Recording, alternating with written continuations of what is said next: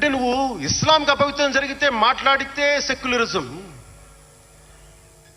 జగన్మాతకి కానీ, పార్వతీదేవికి కానీ, శివుడికి కానీ, రాముడికి కానీ, అయ్యప్పకి కానీ అపవిత్రం జరిగితే మా మనోభావాలు బాధపడకూడదు, గాయపడకూడదు, నోరు మూసుకొని కూర్చోవాలి.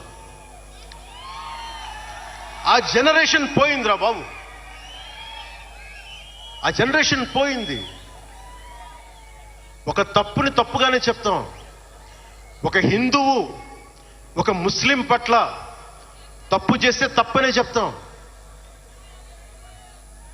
ఓల్డ్ సిటీలో ఉండే ఒక నాయకుడు 15 నిమిషాలు కళ్ళు మూసుకోండి, పోలీసుల్ని మేము హిందువులకి ఏంటో మేము చూపిస్తామంటే అది తప్పు పట్టకూడదంటే ఎట్లా? అది మతోన్మాదమా? ఏం మాట్లాడుతున్నారు మీరు? బతుకమ్మ బతుకమ్మ బతుకమ్మ అని చెప్పి బతుకమ్మ పాటని మీరు వెటకారం చేసి ఓల్డ్ సిటీ నాయకుడు మాట్లాడితే దాన్ని డిఫెండ్ చేసుకోవటం హిందూ అహంకారం అంటే నేను ఏం చెప్పండి? నేను అంటే అల్లాహకు ఒక న్యాయం, మహమ్మద్కి ఒక న్యాయం, అమ్మవారికి ఇంకో న్యాయమా? అలా కుదరదు బాబు. ఈ ధర్మం అందరికీ సమాన అవకాశం ఇచ్చింది. సనాతన ధర్మం ఉండబట్టే విజయనగర రాజులు మస్జిద్ కట్టించారు. సనాతన ధర్మం కాబట్టే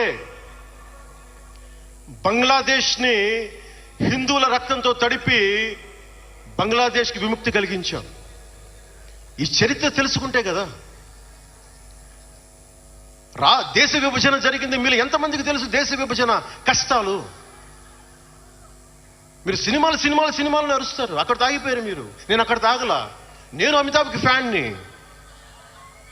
నేను చిరంజీవి గారికి ఫ్యాన్ని, కానీ దేశానికి అంతకంటే పెద్ద ఫ్యాన్ నేను. అంటే మీరు మనందరికీ బాబాసాహెబ్ అంబేద్కర్ గారి గురించి తెలుసు. First law minister of Bharat. ఎక్కడికి వెళ్ళినా ఆయనకి 100 అడుగులో, ఏ తెలంగాణకి వెళ్ళినా, ఆంధ్రాకి వెళ్ళినా 100 అడుగులో ఇంకా పైన విగ్రహం పెట్టి మనం ఆరాధిస్తాం. మీకు ఎవరికైనా తెలుసా? అంటే సనాతన ధర్మాన్ని తిడతా ఉంటారు.